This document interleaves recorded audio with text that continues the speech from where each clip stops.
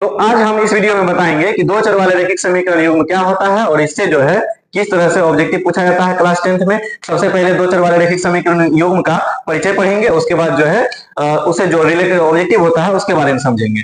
तो दो चर वाले रैखिक समीकरण युग्म होता क्या है? तो रैखिक समीकरण का मतलब होता है जिसका चर का घात जो है एक हो, और युग्म का मतलब हो जाएगा उस तरह का समीकरण कितना हो तो दो हो, कम से कम समीकरण का क्या हो, जोड़ा हो, तो जोड़ा को ही हम लोग युग्म कहते हैं। तो यहाँ पे जो है हम दो समीकरण लिखे हैं, एक समीकरण ये है और एक समीकरण ये है, तो ये समीकरण का जोड़ा हो गया। इस समीकरण में अब हम समझेंगे कि दो चर वाले जो बोला गया है तो दो चर वाला क्या होता है। तो जो दो चर जो बोला गया है, तो यहाँ देखिए इस समीकरण में एक चर x है और एक चर y है। यहाँ पे एक चर x है, एक चर y है, और तीसरा क्या है तो तीसरा अचर पद है। तीसरा क्या है? अचर पद है, जो व्यापक रूप में यहाँ पे लिखा गया है a1x प्लस b1y बराबर c1, a2x प्लस b2y बराबर c2।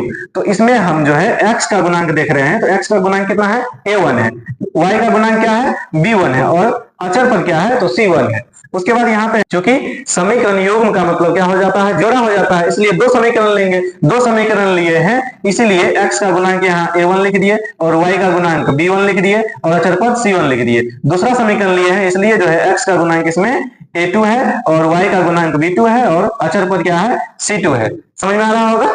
तो इसमें जो है अब हम समझेंगे कि x के गुणांक की जगह पे जो a1 है वो a1 क्या होता है। तो a1 जो है अचर पद रहेगा, b1 भी अचर पद रहेगा, उसी तरह c1 भी अचर पद रहेगा, लेकिन उसके साथ में x रहता है इसलिए ये चर पद हो जाएगा, और यहाँ पे y है इसलिए ये भी चर पद हो जाएगा, और ये c1 जो है यहाँ पे केवल अचर पद रहेगा। तो इसी तरह से हम एक समीकरण लिख दिए यहाँ पे। इसमें समझिएगा x का गुणांक यहाँ कुछ नहीं है तो एक है, और यहाँ पे y का गुणांक -2 है। यहाँ पे x का गुणांक कितना है? 3 है, और यहाँ पर y का गुणांक क्या है तो 4 है। और अचर पद दोनों में देख लीजिए, इसमें अचर पद क्या है? 0 है, और इसमें अचर पद क्या है तो 20 है। अब इसमें हम समझेंगे कि a1 का मान क्या होगा, b1 का मान क्या होगा, c1 का मान क्या होगा, उसके बाद a2 और b2 और c2 का मान क्या होगा। तो इस समीकरण से जानेंगे कि कैसे पता चलेगा कि a1 का मान कौन सा है। तो x का जो गुणांक है आगे में जो लिखे हैं ये a1 का, b1 का मान कितना है तो b1 का मान जो है -2 है, और c1 का मान कितना है तो c1 का मान जो है 0 है, और a2 का मान हो जाएगा 3। x का गुणांक क्या है? 3 है दूसरे समीकरण में, और y का गुणांक कितना है? 4 है, तो b2 का मान हो जाएगा 4, और अचर पद क्या है तो 20 है, तो c2 कितना हो जाएगा? 20 हो जाएगा।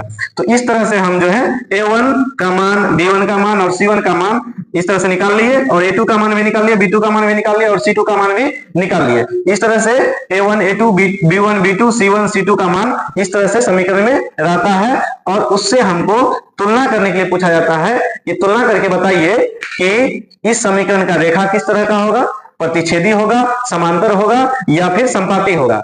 तो रेखा क्या होता है, प्रतिच्छेदी, समांतर और संपाती, उसके बारे में सबसे पहले हम लोग समझ लेते हैं। तो रेखा जो होता है 3 प्रकार का, जो इस समीकरण में हम लोग जो आलेख खींचेंगे, ग्राफ खींचेंगे, वो 3 प्रकार का होगा। 3 प्रकार का कैसा होगा तो पहला होगा प्रतिच्छेदी। जब एक रेखा दूसरे रेखा को किसी बिंदु पर प्रतिच्छेद करती है तो उसको हम प्रतिच्छेदी रेखा बोलेंगे। क्या बोलेंगे? प्रतिच्छेदी रेखा बोलेंगे। तो ये हो जाएगा प्रतिच्छेदी रेखा। और समांतर रेखा जो है जब एक दूसरे से समान दूरी पर होगा, बिल्कुल जो आगे चल के कभी मिले नहीं, तो उसको हम लोग समांतर रेखा कहते हैं। और संपाती रेखा क्या होता है? जब एक ही रेखा पर दूसरा रेखा खींचा जाएगा, जब हम लोग ग्राफ खींचेंगे ना, तो एक ही रेखा पर दूसरा रेखा जब खींचा जाएगा तो इसको हम लोग बोलेंगे संपाती रेखा। क्या बोलेंगे? संपाती रेखा। तो इस पे जो है दो रेखा जो है एक ही रेखा पे जब खींचा जाता है तो इसको हम लोग संपाती बोलते हैं। समांतर, जब दो अलग अलग रेखा समान दूरी पर जो है जाता है तो उसको समांतर रेखा बोलते हैं। जब एक दूसरे रेखा को जो है किसी बिंदु पर प्रतिच्छेद करती है तो उसको प्रतिच्छेदी रेखा बोलते हैं। तो ये हो जाएगा प्रतिच्छेदी रेखा। कौन सा रेखा हो जाएगा? प्रतिच्छेदी रेखा हो जाएगा। ये हो जाएगा प्रतिच्छेदी रेखा, और ये हो जाएगा समांतर रेखा जो एक दूसरे से समान दूरी पर है। कितना दूरी पर है? समान दूरी पर रहेगा हमेशा। ठीक है, तो ये हो जाएगा समांतर रेखा, और ये हो जाएगा संपाती रेखा। इसको क्या बोलेंगे? संपाती रेखा बोलेंगे। कौन रेखा बोलेंगे? संपाती रेखा। आ गया होगा समझ में। जो एक दूसरे से समान दूरी पर गुजरे, आपस में कभी आगे चल के नहीं मिलेगा, वो हो जाएगा समांतर रेखा। जब एक दूसरे रेखा को क्या करेगा, किसी बिंदु पर प्रतिच्छेद करेगा, काटते हुए गुजरेगा, तो इसको हम लोग बोलेंगे प्रतिच्छेदी रेखा। क्या बोलेंगे? प्रतिच्छेदी रेखा। जब एक रेखा दूसरे रेखा के ऊपर खींचा जाए तो वो हो जाएगा संपाती रेखा। कौन रेखा हो जाएगा? संपाती रेखा। तो इसमें देखिए प्रतिच्छेदी रेखा जो है किसी एक बिंदु से होकर गुजरेगा, इसीलिए जब प्रतिच्छेदी रेखा जो है इस समीकरण का केवल एक हल होगा, उससे जो हम ग्राफ खींचेंगे तो वो हो जाएगा प्रतिच्छेदी रेखा। ठीक है, तो वो ग्राफ जो है एक दूसरे रेखा को एक बिंदु पर प्रतिच्छेद करेगी। और जब समीकरण का कोई हल नहीं होगा तो उस समीकरण का जो है रेखा जो खिंचाएगा ग्राफ, वो एक दूसरे से समान दूरी पर खिंचाएगा, आपस में जाके कभी मिलेगा नहीं। जब मिल जाएगा तो वो प्रतिच्छेदी हो जाएगा, तो उसका हल निकल जाएगा। जब ये रेखा जब हम खींचते हैं, इस तरह का जब समीकरण का रेखा खिंचाता है, तो इसमें एक बिंदु पर भी प्रतिच्छेद नहीं करता है, इसलिए इस तरह का समीकरण जो होगा उसका हल कोई नहीं होगा, इस तरह का समीकरण का हल नहीं निकलेगा। और जब एक ही रेखा पर दूसरा रेखा खींचा जाएगा तो ये जो है एक रेखा को दूसरे रेखा हर एक बिंदु पर प्रतिच्छेद करती है, इसलिए इस तरह का समीकरण जो होगा जिसका ग्राफ जो है संपाती होगा, उसका अनेक हल होगा। समझ में आ गया होगा? नहीं आया है तो अब बारी बारी से एक एक रेखा के बारे में समझेंगे और उसके बाद जो है अच्छे से आप लोग को समझ में आ जाएगा। तो वीडियो में आप लोग बने रहिए। अभी आप लोग को सिखाया जाएगा कि किस प्रकार का समीकरण का रेखा प्रतिच्छेदी हो जाएगा और किस तरह का समीकरण का रेखा जो है समांतर होगा और किस तरह का समीकरण का रेखा जो है संपाती होगा। उसके बारे में बारी बारी से एक एक समीकरण लेके तीनों रेखा के बारे में समझाएंगे कि किस प्रकार का समीकरण का आलेख जो है प्रतिच्छेदी हो जाएगा, किसका आलेख जो है समांतर रहेगा और किसका आलेख जो है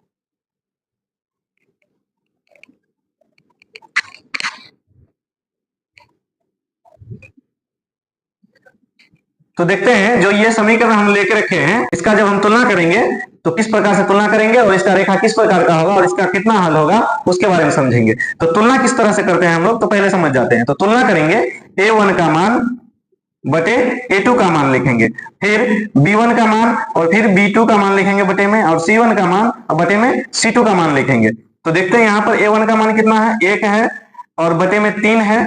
A2 का मान कितना है, 3 है, और यहाँ पर B1 का मान कितना है, -2 है, और B2 का मान कितना है, 4 है, और C1 का मान कितना है, 0 है, और C2 का मान कितना है, 20 है।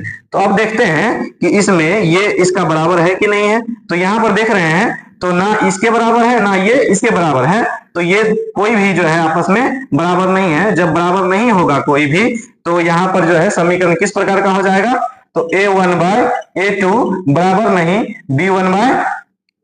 B1 by B2। जब इस तरह का समीकरण का प्रकृति हो जाएगा, तो इस तरह का समीकरण का प्रकृति का जो आलेख खिंचाएगा, जो ग्राफ खींचेंगे हम लोग, तो रेखा प्रतिच्छेदी होगा।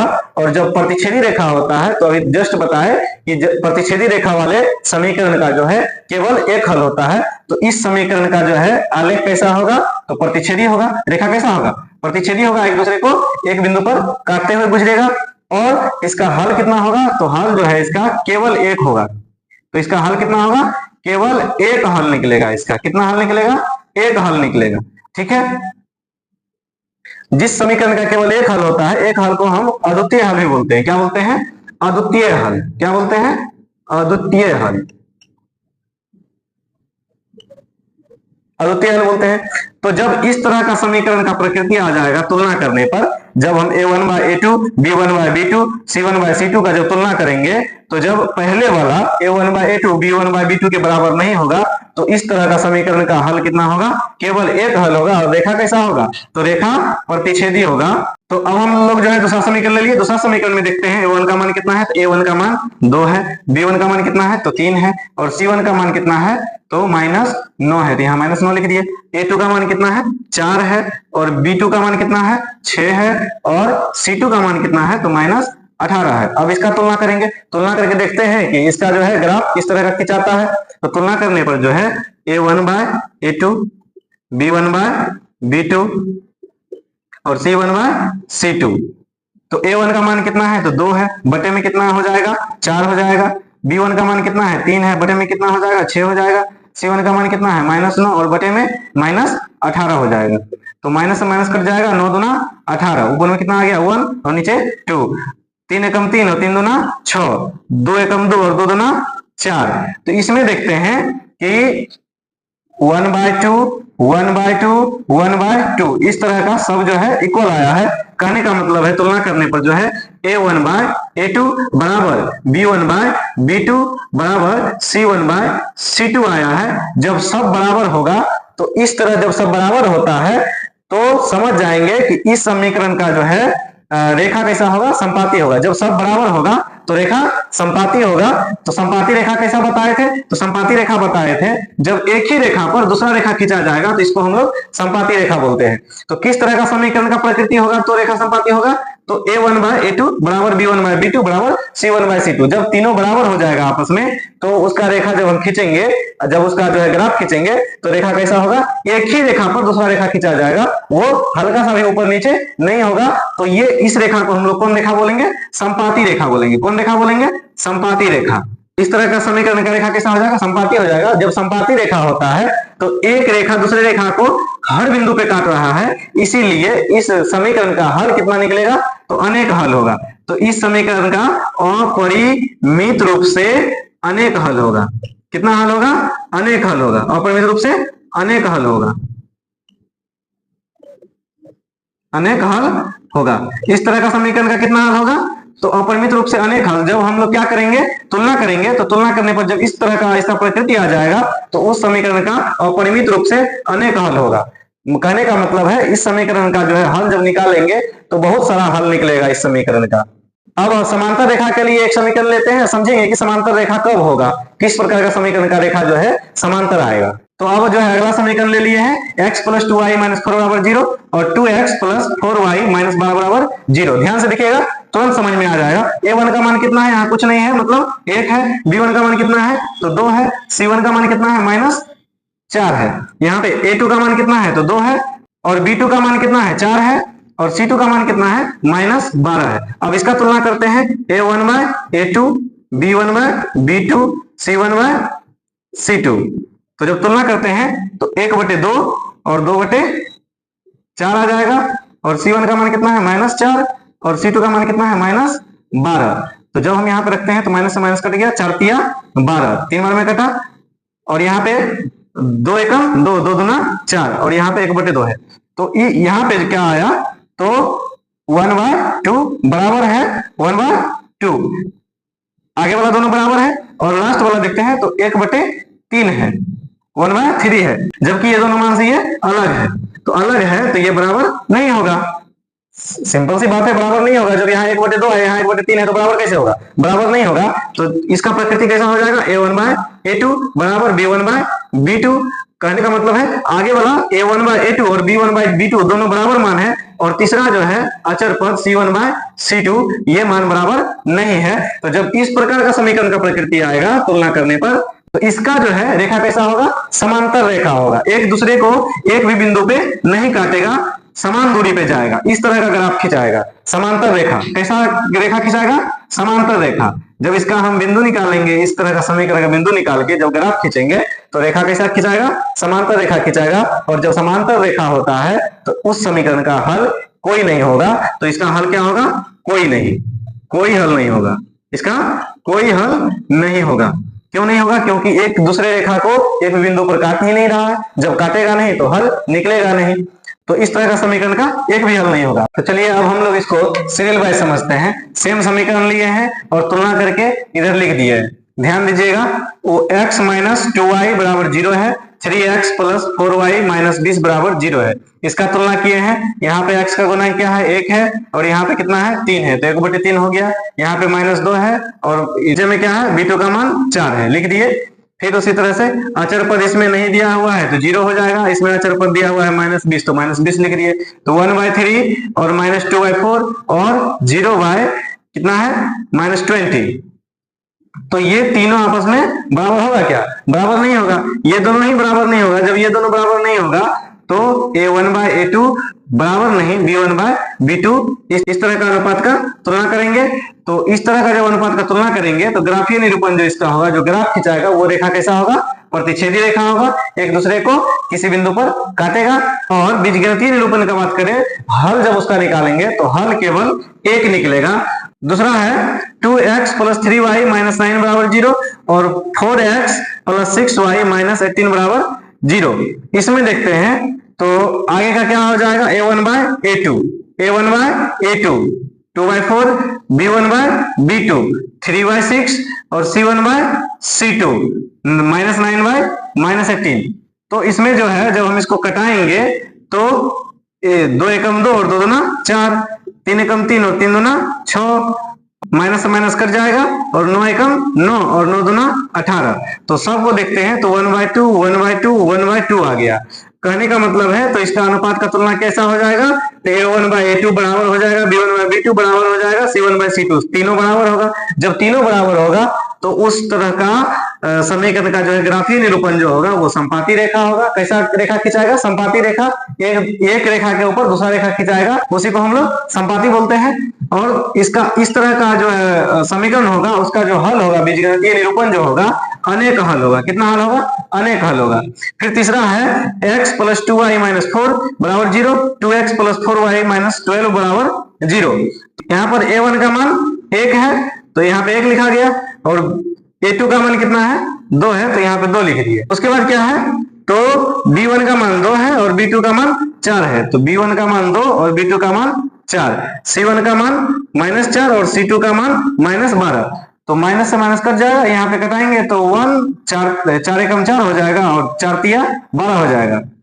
और यहाँ पे कटाएंगे तो 2 एकम 2 हो जाएगा, 2 दूना 4 हो जाएगा। तो ये 1/2 है, ये भी 1/2 है, तो ये 1/2 1/2 बराबर हो जाएगा और 1/3 बराबर नहीं होगा। इसलिए जो है इसका ग्राफीय निरूपण, इसका अनुपात का तुलना जो है कैसा है, A1 बाय A2 बराबर B1 बाय B2, ये दोनों आपस में बराबर है और तीसरा वाला जो है बराबर नहीं है, C1 बाय C2 1/3 आ रहा है। तो इस तरह का जब अनुपात का तुलना होगा तो रेखा कैसा होगा, समांतर होगा, जो एक दूसरे को कभी काटेगा नहीं, समांतर रेखा होगा। आ रहा है समझ में। और इस तरह का समीकरण का कोई हल नहीं होगा, क्योंकि एक दूसरे रेखा को एक भी बिंदु पर नहीं काट रहा है, तो हल निकलेगा ही नहीं। तो और इधर एक बात समझ लीजिए कि जिस समीकरण का हल निकलेगा उसको संगत बोलेंगे। क्या बोलेंगे, संगत। तो केवल एक हल है लेकिन हल निकल रहा है, तो ये भी संगत समीकरण हो जाएगा। इसका जो है अनेक हल है, क्या है, अनेक हल है, ये भी संगत समीकरण हो जाएगा। और जिसका कोई हल नहीं निकलता है उसको हम लोग असंगत समीकरण बोलते हैं। क्या बोलते हैं, असंगत समीकरण बोलते हैं। तो इसको जल्दी से आप लोग छाप लीजिए, और समझ में आ गया होगा तो वीडियो को लाइक कर दीजिएगा और चैनल को सब्सक्राइब कर दीजिएगा। इस तरह का वीडियो चैनल पे जो है आपको मिलते रहेगा, और आप लोग यहाँ से पढ़ के आसानी से जो है मैट्रिक में मैथ में 100 का 100 नंबर ला सकते हैं।